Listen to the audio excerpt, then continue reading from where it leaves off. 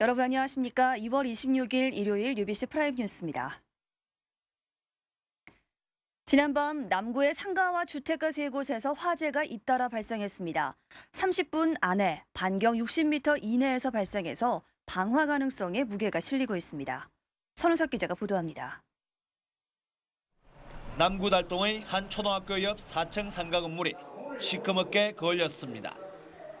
2층 계단에서 시작된 불은 태권도 도장의 신발장 등을 태우고 소방서 추산 230여만 원의 재산 피해를 냈습니다. 불이 난 시각은 오늘 새벽 0시 9분쯤. 내가 가니까 2층에 불났습니다. 그래서 제가 3층 문을 이제 입구를 문 여니까 내려야지 들어오더라고요. 27분쯤 앞서 인근 4층 상가 건물 1층 입구에서도 불이 나 배전반과 유모차 등을 태우고 180여만 원의 재산 피해를 냈습니다. 이들 상가 건물에 살던 입주자들은 불이 나자 긴급히 대피해 다행히 인명 피해는 없었습니다. 또 같은 시각 20여 미터 떨어진 재활용 창고에서도 불이 났습니다. 주말 심야에 반경 60m 이내에서 27분 만에 3건의 화재가 잇따라 발생한 겁니다. 경찰은 이에 따라 인근 불량배들의 방화 가능성에 무게를 두고 있습니다. 경찰은 이처럼 화재 현장 주변에 주차된 차량의 블랙박스나 CCTV 분석을 통해 증거를 수집하고 있습니다. UBC 뉴스 선우석입니다. 오늘 낮 2시 30분쯤 남구달동 32살 정모 여인의 2층 원룸에서 연기가 나 화재로 오인한 주민들이 대피하는 소동이 벌어졌습니다. 경찰과 소방당국은 타는 냄새가 나 들어가 보니 번개탄에 불이 붙어 있었다는 건물 주인의 진술을 바탕으로 정 씨가 자살을 시도한 것으로 보고 정확한 사고 경위를 조사하고 있습니다. 정 씨는 곧바로 병원으로 옮겨져 생명엔 지장이 없는 것으로 알려졌습니다. 최근 천상 오일장 등 불법 오일장들이 잇따라 철거되고 있습니다. 그런데 한 곳에선 시장이 들어설 수 없는 곳에 새로운 불법 오일장이 생겨나고 있습니다. 윤경재 기자가 취재했습니다. 북구 신천동의 한 번화가, 하천 바로 옆 공터에 천막 6동이 세워져 있습니다.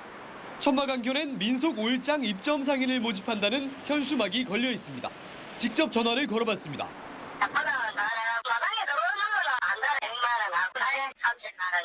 천막 6곳에 입점할 상인들은 이미 계약을 마친 상태인데요. 그러나 영업 허가를 받지 않아 불법 영업이 될 수밖에 없습니다. 특히 이곳은 도시계획시설인 공공공지로 천막과 컨테이너 등 어떤 건축물도 들어설 수 없는 곳입니다. 도로하고 똑같은 의미로 보시면 되고 도로에 집을 못 짓잖아요. 공공공지 저촉이네요. 이미 장사를 시작한 일부 상인들은 자신들도 피해자라며 분통을 터뜨립니다. 작년 알아서 대책을 시급하면서 공공할 아들 천지가다 이걸 처음 얻어먹고 들었는데 최근 일부 지자체에서 교통체증과 비위생 판매 등을 이유로 불법 오일장을 폐쇄하고 있는 만큼 새로 생겨나고 있는 불법 오일장에 대한 대책 마련이 시급하다는 지적입니다. UBC 뉴스 윤경재입니다. 울산도 과수농가를 위해 현대화 시설을 갖춘 거점 산지 유통센터의 건립이 추진되고 있습니다. 하지만 건립 예산 100억 원을 놓고 울주군과 원협의 입장이 팽팽하게 맞서고 있습니다. 이다루 기자가 취재했습니다. 지역 유일의 배선과장. 지난 1991년에 건립돼 건물 곳곳이 갈라지고 페인트가 벗겨졌습니다. 시설이 오래되다 보니 창고의 적정 온도 맞추기도 힘듭니다. 현재 이곳은 배 품질을 선별하는 선과장이지만 보관 장소가 협소한 탓으로 수출용 포장 박스의 창고로 전용되고 있습니다. 경기도 안성시와 경남 밀양시 등 전국 19개 도시에서 유통센터를 운영하고 있는 것과는 대조적입니다. 이런 가운데 농산물 공동상표를 추진하고 있는 울주군과 원협이 산지유통센터 건립 논의에 들어갔습니다. 농산물 선별 및 유통 활성화를 위해서 거점 산지 유통센터 건립이 시급한 실정입니다. 하지만 문제는 100억 원의 예산. 울주군은 원예농협에 시설비 부담을 요구하는 반면 원협은 35억 원 상당의 부지 제공이 전부라는 입장입니다. 건립 비용 부분에 대해서 결국 그 자부담이라는 부분은 농민 부담으로 가중되기 때문에 결국 작업 비용의 증가 요인으로 결국 농민들한테 돌아간다 볼 수 있겠습니다. 외국 농산물이 밀려오는 상황에서 지역 농산물 경쟁력 강화를 위한 산지유통센터 건립은 더 이상 미룰 수 없는 과제가 되고 있습니다. UBC 뉴스 이다루입니다. 새누리당이 내일 단수 후보지와 전략 지역을 발표하기로 한 가운데 지역에선 어느 지역구가 포함될지 촉각을 곤두세우고 있습니다.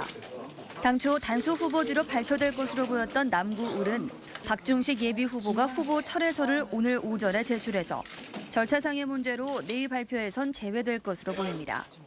또 20곳 내외로 발표될 전략 지역에 울산은 포함되지 않을 것으로 보이지만 가능성을 배제할 수는 없는 것으로 전해졌습니다.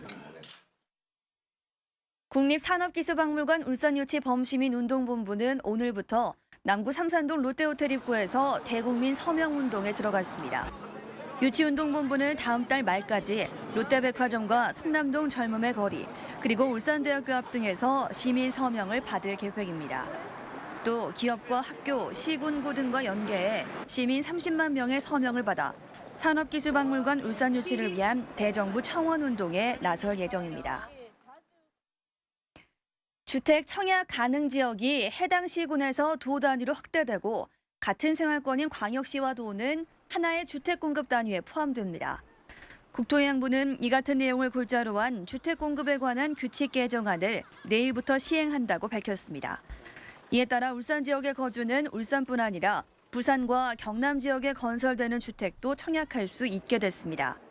다만 동일 순위에서 경쟁이 발생하면 해당 시군 거주자에게 우선권이 부여됩니다. 새학기가 시작되는 이맘때 볼거리에 감염되지 않도록 주의해야 하는데요. 특히 예방접종 시기를 놓친 청소년들은 지금이라도 예방접종을 하는 것이 좋겠습니다. 건강백세 성경희 기상캐스터입니다. 새학기에는 전염병 발생률이 다른 달에 비해 수십 배 이상 높아지는데 볼거리로 불리는 유행성 이하 선염도 예외는 아닙니다. 볼거리는 바이러스 감염이 원인으로 귀 및 침샘이 붓고 두통과 발열, 근육통을 동반하는 전염병입니다. 최근에는 확산 시기도 빨라지고 있습니다.